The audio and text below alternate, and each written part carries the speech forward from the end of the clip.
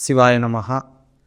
முப்போதும் திருமேனி தீண்டும் ஆதிசைவர்கள் குலத்தில் சுந்தரமூர்த்தி சுவாமிகளினுடைய வழிவழி தோன்றல் அடியாருக்கு அடியேன் திருவான்மையூர் சந்தோஷ் திருமேனி சிவாச்சாரியார் நம்ம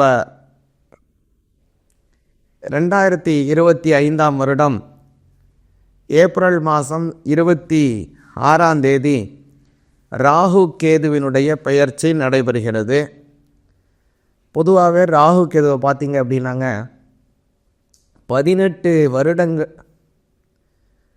பொதுவாகவே ராகு கேதுவை பார்த்தீங்க அப்படின்னாங்க 18 மாதங்களுக்கு ஒரு முறை இந்த ராகு கேதுவினுடைய பெயர்ச்சியானது நடைபெறும்.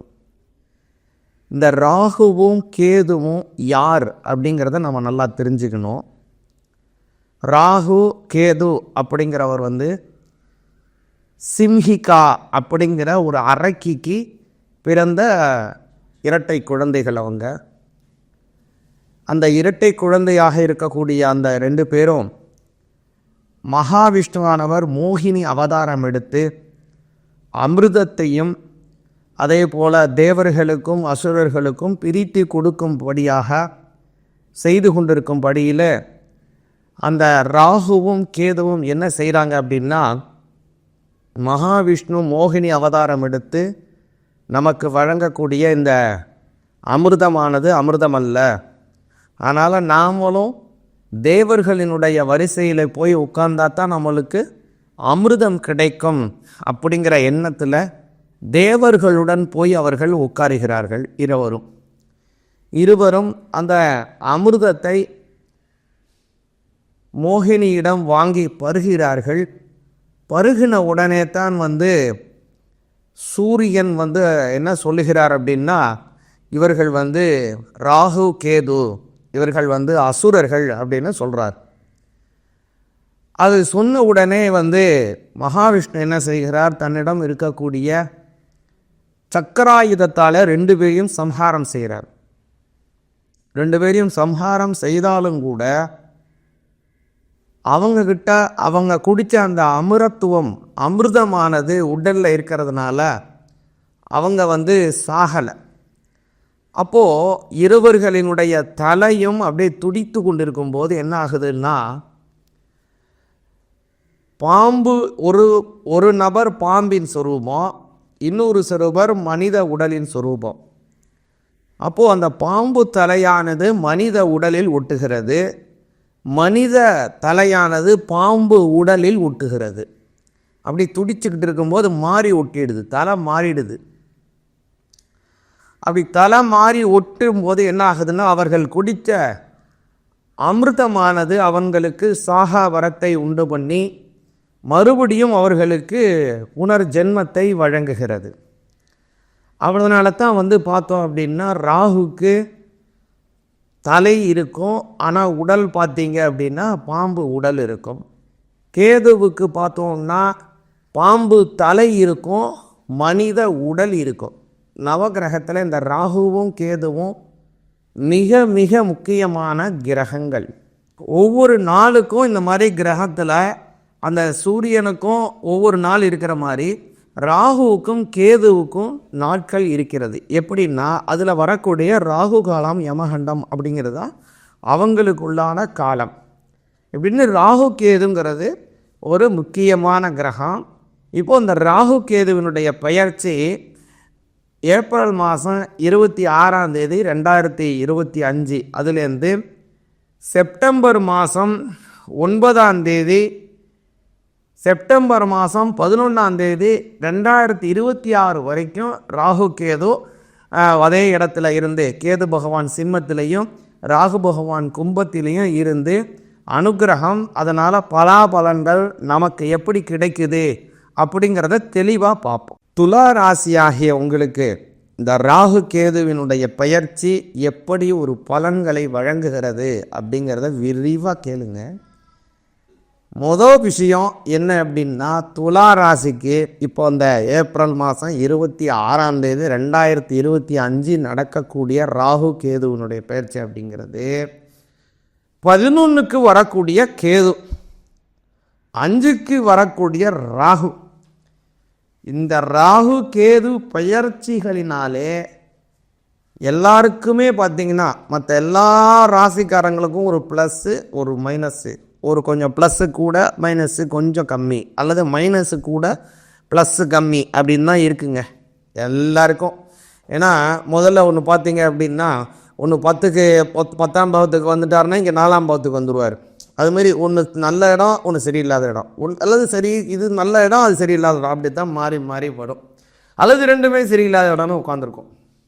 ஆனால் துலா ராசிக்கு மட்டும்தான் இந்த ராகு கேதுவினால் பல நன்மைகள் அடையவிருக்காங்க.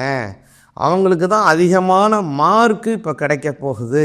முதல் விஷயம், 5ஆம் பாவத்தில் ராகு, 11ல் கேது, லாப ஸ்தானத்தில் கேது, பூர்வ புண்ணிய பாக்கிய புத்திரஸ்தானத்தில் ராகு. இதுக்கு ரொம்ப நல்ல பலன் கிடைக்க போகுதுங்க உங்களுக்கு. துளாராசிக்கு முதல் விஷயம் என்ன நல்ல ப்ளஸ் நிறையா அப்படிங்கிறத நல்லா கேளுங்க.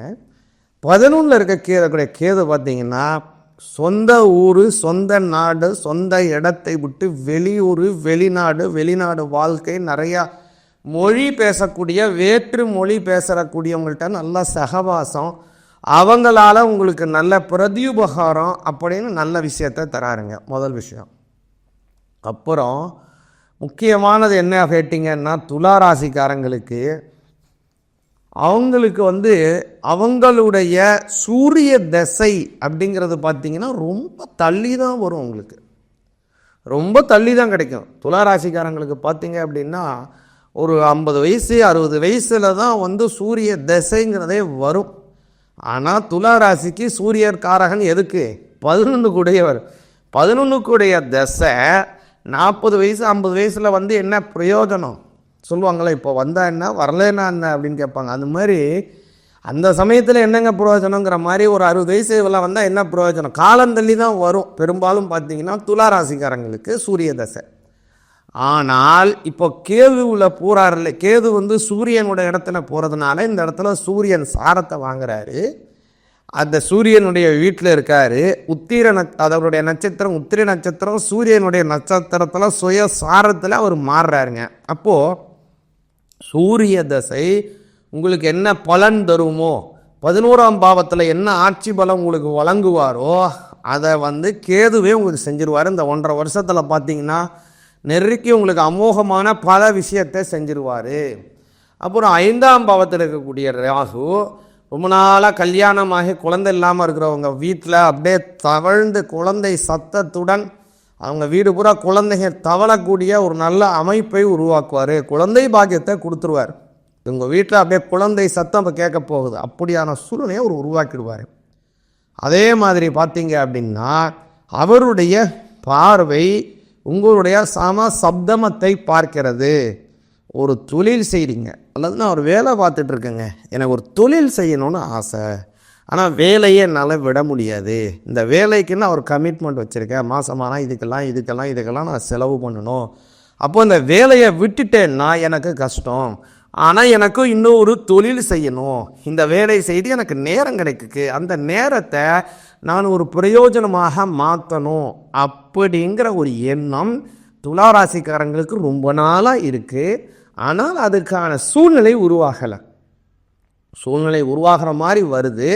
ஏதோ ஒன்று செய்கிறீங்க, பணம் வந்தாலும் மருத்துவ செலவுகள் ஆகி போகுது, தேவையற்ற விரைய செலவுகள் ஆகி போகுது. இப்படிலாம் வரக்கூடிய அமைப்பில் இந்த காலத்தில் ராகுவினுடைய சாரமும் கேதுவினுடைய சாரமும் 7ஆம் பாவத்தை ராகு பார்க்கறதுனால பார்ட் டைம் ஜாப் அல்லது பார்ட் டைம் பிஸ்னஸ் அமோக வளர்ச்சியாக போகுதுங்க. உங்களுக்கு டப்பான்னு உங்களுடைய மாற்று தொழில், உங்களோட வேலை இல்லாமல் செய்யக்கூடிய இன்னொரு தொழில் திடீர்னு பூமாக போகுது. அதனால் உங்களுக்கு நல்ல லாபங்கள் கைகூட போகுது. அப்புறம் அவருடைய 11ஆம் பார்வையாக ராகு பகவான் 3ஆம் பாவத்தை பார்க்குறாரு.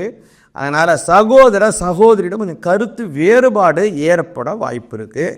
அதனால் உங்களுடைய அண்ணன் தம்பி அக்கா தங்கைகிட்டலாம் கொஞ்சம் கவனமாக பேச்சுவார்த்தையில் கவனமாக இருக்கணும் துளாராசிக்காரங்க. அப்புறம் கேதுவினுடைய சாரம் பார்த்தீங்கன்னா 3ஆம் பார்வையாக உங்களை தான் பார்க்குறாரு. மணி மந்திர ஔஷதகாரகன், அதே மாதிரி ஞான மோட்சகாரகன் உங்களை பார்க்கறதுனால நல்லா ஞானமாக செய்ய போகிறீங்க.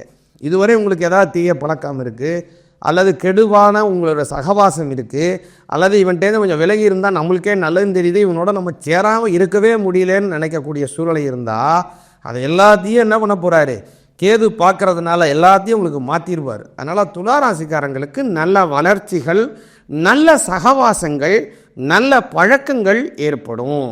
அப்புறம் முக்கியமானது, நீங்கள் ரொம்ப கவனிக்க வேண்டிய ஒரு விஷயம், கவனமாக இருக்க வேண்டிய விஷயம் என்னென்னா, வீட்டிலே உங்களுடைய தந்தையார் வகையில் உடல் ஆரோக்கியத்தில் கவனமாக இருக்கணும். ஏன்னா 10ஆம் இடத்தை பார்க்குறார், கர்மஸ்தானத்தை பார்க்கறதுனால தாய் தந்தையரனுடைய ஆரோக்கியத்தில் மிக கவனமாக துளாராசிக்காரங்க இருக்கணும். முக்கியமாக துளாராசிக்காரங்க குலதெய்வ வழிபாடு, மகாலட்சுமி வழிபாடு மிக மிக அவசியம். இதை செஞ்சு வந்தாங்கன்னா குடும்பத்தில் நல்லது நடக்கும். தீர்காயுடன் சகல சம்பத்துகளுடன் எல்லாரும் இன்புற்று இருப்பாங்க துளாராசிக்காரங்களுடைய இல்லத்தில். அதனால் துளாராசிக்காரங்க இது மாதிரி செய்யுங்க, நல்ல சுபிட்ச பலன்களை பெறுங்கள். சிவாய நமக.